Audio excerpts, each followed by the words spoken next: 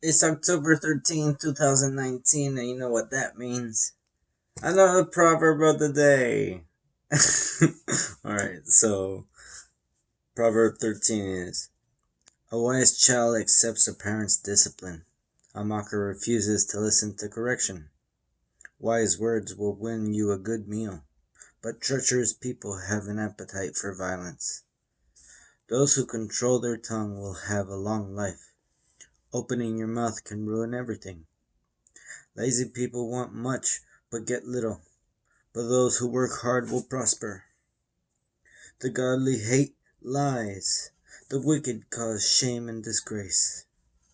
Godliness guards the path of the blameless, but the evil are misled by sin. Some who are poor pretend to be rich. Others who are rich pretend to be poor. The rich can pay a ransom for their lives, but the poor won't even get threatened. The life of the godly is full of light and joy, but the light of the wicked will be snuffed out. Pride leads to conflict. Those who take advice are wise. Wealth from get-rich-quick schemes quickly disappears. Wealth from hard work grows over time. Hope deferred makes the heart sick, but a dream fulfilled is a tree of life. People who despise advice are asking for trouble. Those who respect a command will succeed. The instruction of the wise is like a life-giving fountain. Those who accept it avoid the snares of death. A person with good sense is respected. A treacherous person is headed for destruction. Wise people think before they act. Fools don't, and even brag about their foolishness. An unreliable messenger stumbles into trouble, but a reliable messenger brings healing. If you ignore criticism, you will end in poverty and disgrace. If you accept correction, you will be honored. It is pleasant to see dreams come true, but fools refuse to turn from evil to attain them. Walk with the wise and become wise. Associate with fools and get in trouble. Trouble chases sinners, while blessings reward the righteous. Good people leave an inheritance to their grandchildren, but sinners' wealth passes to the godly. A poor person's family may produce much food, but injustice sweeps it all away. Those who spare the rod of discipline hate their children. Those who love their children care enough to discipline them. The godly eat to their heart's content, but the belly of the wicked goes hungry. Okay, I'm feeling a little rebellious today, so I'm going to start backwards. 25. The godly eat to their heart's content, but the belly of the wicked goes hungry. Gluttony is one of the 7 deadly sins, right? A glutton is never satisfied, always wanting more. Filling their belly like if it was going to fill their heart. So food is fuel, not love. And a godly person's heart is so full already that you can savor the food, enjoy it, but not need it to continue that satisfaction. Satisfaction is found all around in life when you have God in your heart, and there's no void to be filled. 24. Those who spare the rod of discipline hate their children. Those who love their children care enough to discipline them. Now, I'm not saying that it's your go-to, or it should be your go-to as a parent, um, but even myself being a product of getting disciplined, I have to say that it's something to be understood later on in life. Uh, of course, my responsibility is not to hold resentment towards my parents when they discipline me, but I do see how it's a useful tool in a parent's arsenal. A tool to be used sporadically and sparingly, but a tool nonetheless. I hope that no parent uses this kind of discipline, the that of the rod, um, using the rod to discipline. I hope it's never used in that moment of anger. I hope that parents catch themselves before they use this form of discipline.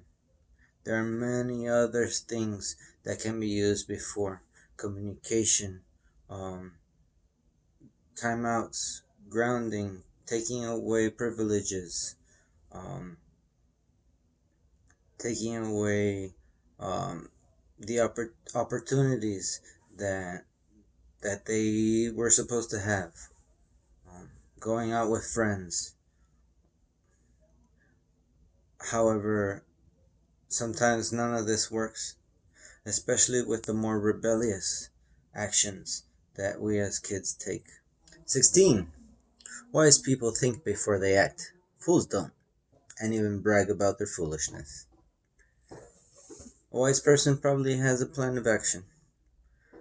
They're probably researching what it is they want to do, so they can know how to go about it.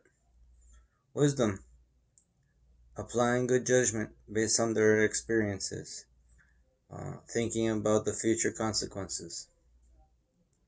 So they're probably putting in or establishing a plan to, one, make what they are thinking about come to pass, and two, avoid any hardship that they may see along the way.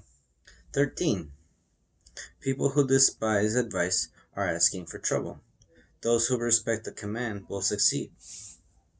The only people that can give you a command are those who have responsibility over you.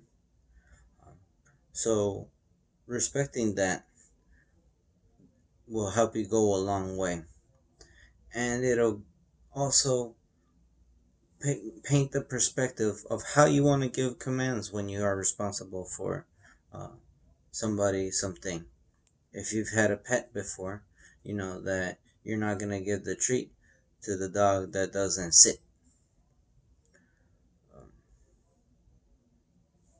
so, if you despise advice, you're asking for trouble, because that person that's giving you the advice, most likely out of love, is definitely not going to want to help you out later on. Uh, I wouldn't go so far as to say that they're probably going to tell you, "I told you so," even though that's a definite possibility, depending on the person. But you're not going to find much help after that person really thought about trying to help you, how the best way to do it. Most people that give you advice are really thinking about you, about your well-being. So at least hear them out. 10. Pride leads to conflict. Those who take advice are wise. Uh, Pride leads to conflict because if you're too proud, you're not going to listen to anybody else. You're going to think that you're right all the time, and nobody is right all the time. Definitely not. So if you're prideful enough to stand your ground, even when there's a possibility that you're not right, then that other person that also thinks they're right, or in some cases knows they're right, they're gonna try and school you or just try to make you understand, because either they're looking out for you or they're tired of you um, not believing them or not even listening to them when they're trying to help. So those who take advice are wise. Verse 5. The godly hate lies, the wicked cause shame and disgrace. And if they're causing it, they're probably not receiving it. They're probably lying to your face and making you um, go through shame and disgrace. The godly won't do that. That's why they hate lies, because a godly heart cares about somebody else, and they're not going to want you to go through a shameful or disgraceful moment. Shame feels terrible. Why would a godly person want anybody else to experience that? Only the wicked want you to experience that, because they think, oh, okay, if I've experienced it, that person that I dislike, or that person, I want somebody else to feel that same way. Verse 3. Those who control their tongue will have a long life. Opening your mouth can ruin everything.